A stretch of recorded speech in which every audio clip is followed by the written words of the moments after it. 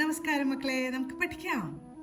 ഇന്ന് നമ്മൾ നായുടെ കൂട്ടക്ഷരം വരുന്ന കുറച്ച് വാക്കുകളാണ് പഠിക്കുന്നത്.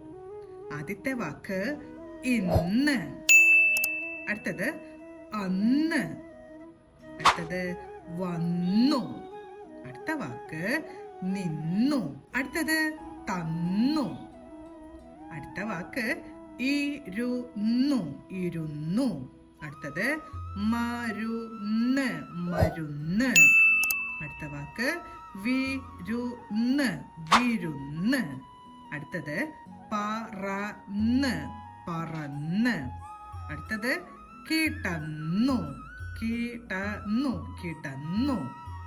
അടുത്തത് നമ്മൾ നാ വരുന്ന കുറച്ച് സംഖ്യകളാണ് പഠിക്കുന്നത്.